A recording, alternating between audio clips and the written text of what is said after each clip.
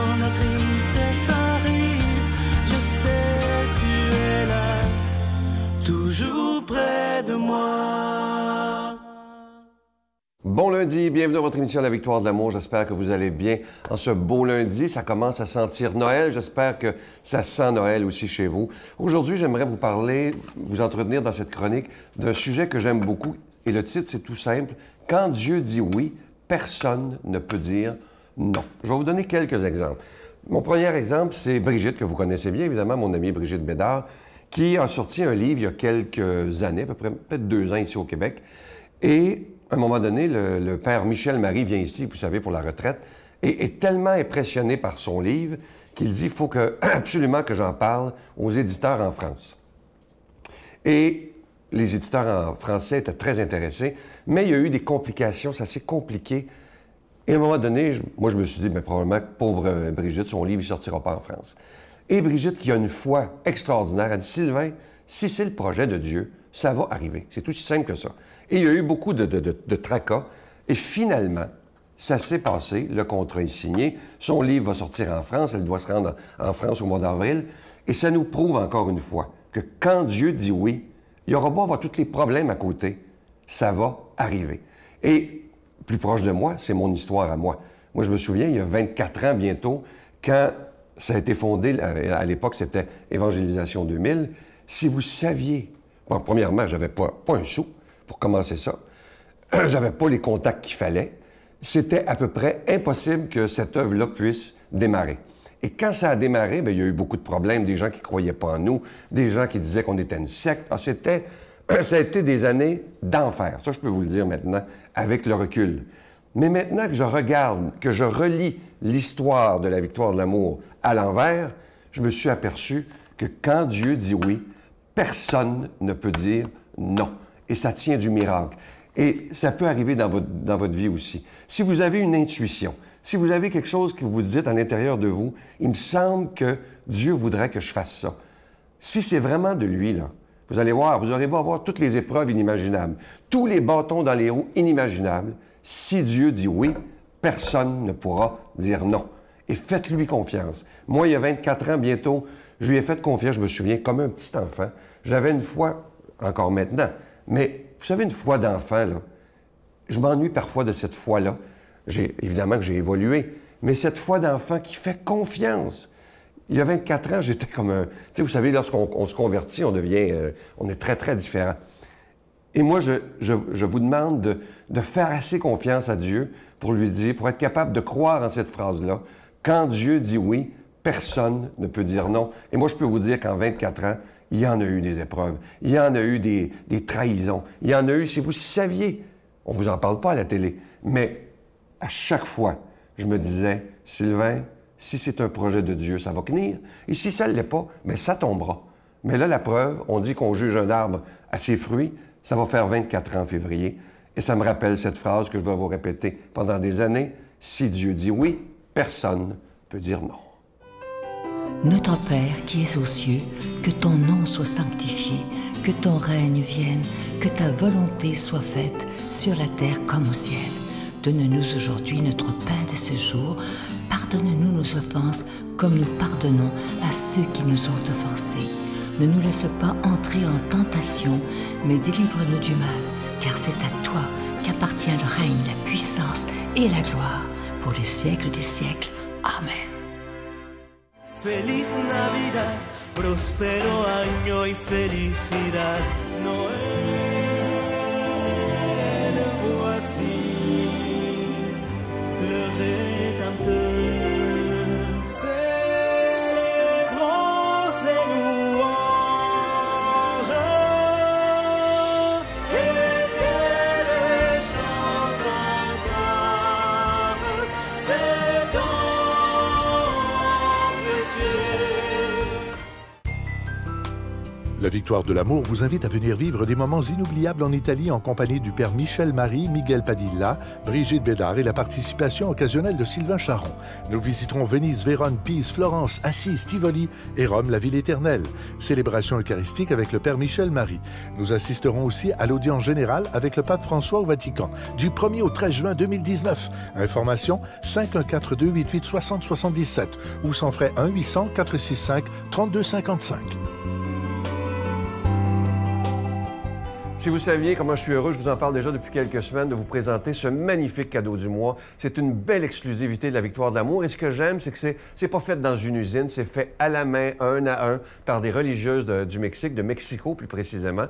Et ces religieuses sont tellement contentes, ils travaillent souvent avec nous, parce qu'avec les sous qu'on leur envoie, eux peuvent aider des enfants qui sont plus démunis. Et surtout en cette période de Noël, c'est sûr que c'est très apprécié. Alors, vous voyez le bracelet, il veut dire quelque chose. Alors, je vous donne un exemple. Vous voyez l'explication à l'écran.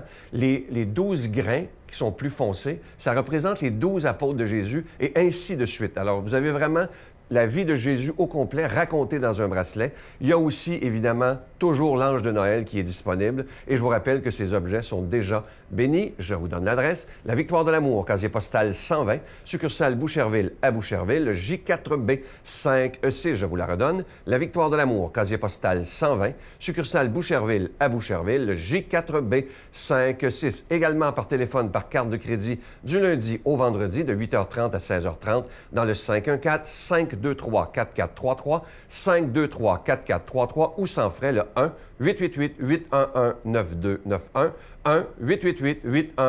1-888-811-9291 et aussi sur notre site Internet. C'est un moyen très rapide et efficace et surtout sécuritaire de faire votre don, le www.lavictoiredelamour.org. Je vous rappelle ce magnifique cadeau du mois, la vie de Jésus racontée dans un bracelet. Je vous rappelle qu'il est fait à la main.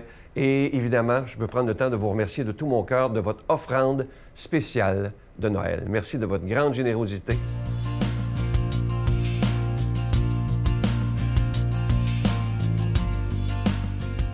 Mon Dieu, donnez-moi la sérénité d'accepter les choses que je ne peux changer, le courage de changer les choses que je peux et la sagesse d'en connaître la différence.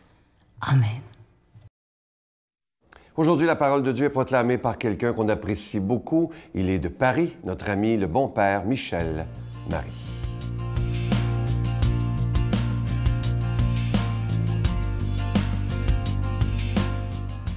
Bonjour amis très chers, aujourd'hui un évangile très spécial nous attend. Évangile de Jésus-Christ selon saint Matthieu. Généalogie de Jésus-Christ, fils de David, fils d'Abraham. Abraham engendra Isaac, Isaac engendra Jacob, Jacob engendra Judas et ses frères, Judas de son union avec Tamar engendra Pharès et Zara, Pharès engendra Esrom, Esrom engendra Aram, Aram engendra Aminadab, Aminadab engendra Nasson, Nasson engendra Salmon, Salmon de son union avec Rahab engendra Boz, Boz de son union avec Ruth engendra Jobed, Jobed engendra Jessé, Jessé engendra le roi David. David de son union avec la femme d'Urias engendra Salomon, Salomon engendra Roboam, Roboam engendra Abia, Abia engendra Asa, Asa engendra Josaphat, Josaphat engendra Joram, Joram engendra Osias, Osias engendra Joatam, Joatam engendra Akaz, Akaz engendra Ézéchias, Ézéchias engendra Manassé, Manassé engendra Amon, Amon engendra Josias, Josias engendra Jéconias et ses frères à l'époque de l'exil à Babylone. Après l'exil à Babylone, Jéconias engendra Salatiel, Salatiel engendra Zorobabel, Zorobabel engendra Abioud, Abioud engendra Eliakim, Eliakim engendra Azor, Azor engendra Sadok, Sadok engendra Hakim, Hakim engendra Élioud, Élioud engendra Éléazar, Éléazar engendra Mathan, Mathan engendra Jacob, Jacob engendra Joseph, l'époux de Marie, de laquelle fut engendré Jésus, que l'on appelle Christ. Le nombre total des générations est donc, depuis Abraham jusqu'à David, 14 générations, depuis David jusqu'à l'exil à Babylone, 14 générations, depuis l'exil à Babylone jusqu'au Christ, 14 générations. Mes frères bien-aimés, chaque année, lorsque nous recevons ce texte et que nous laissons défiler les 42 générations qui vont d'Abraham au Christ Jésus, avouons-le, nous restons sur notre faim. Car ce défilé de personnages nous parle peu. Et pourtant, si l'Esprit Saint a cru bon de nous offrir cette grande nomenclature, c'est qu'en elle se cachent des vérités et que nous devons les découvrir. Il faut se souvenir ici que Jésus est le Messie attendu par Israël. Et pour le croire, les Juifs devaient être convaincus qu'il descendait de David.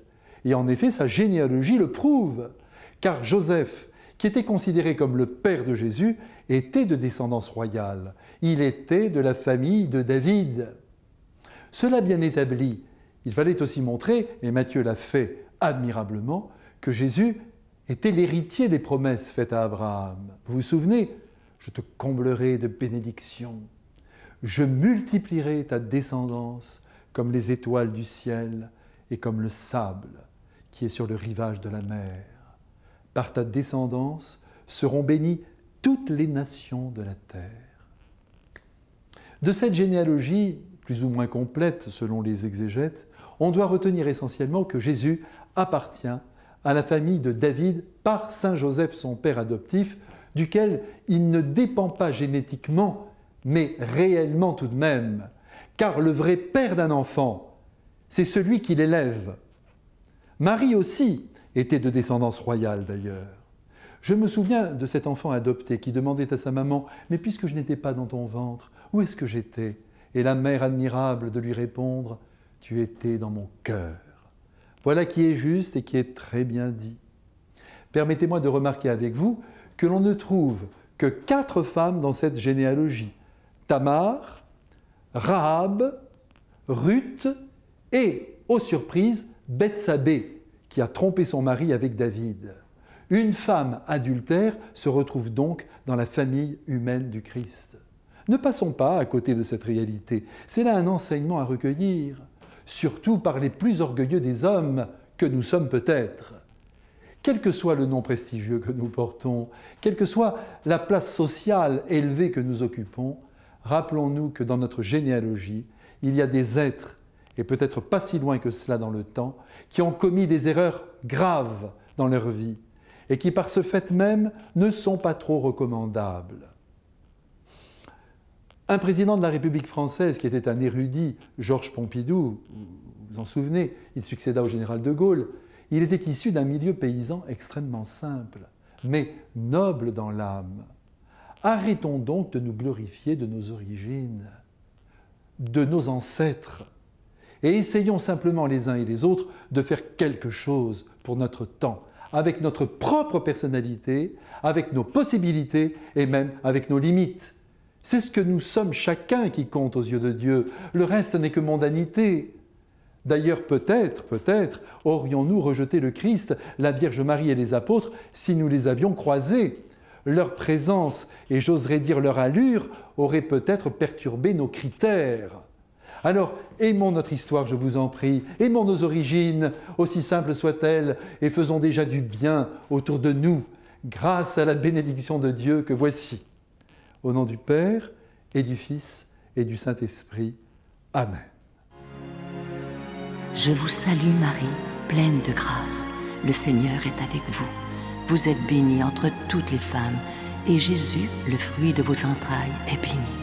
Sainte Marie, Mère de Dieu, priez pour nous pauvres pécheurs, maintenant et à l'heure de notre mort. Amen. Avant de vous quitter, je vais vous laisser avec une pensée qui dit ceci, et c'est tellement vrai à l'approche des fêtes. Ça dit ceci: pardonner est la forme la plus élevée et la plus belle de l'amour.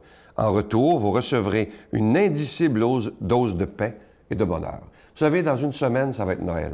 Pourquoi pas se faire un cadeau cette année, à nous-mêmes, de pardonner et de demander pardon? Si vous saviez comment ça peut libérer le cœur, comment ça peut nous rendre beaucoup plus heureux à l'approche des fêtes. Parce que souvent, à l'approche des fêtes, à Noël, il y a des parties où il y a des gens qui ne se parlent pas. Ils ne veulent pas aller là par cause de la belle-sœur ou de ci ou de ça. Mais si on décidait d'être des vrais amis de Jésus et de dire « Cette année, je pardonne et je demande pardon ». Bonne journée, à demain. Bye-bye. Glory, glory, hallelujah. Glory, glory.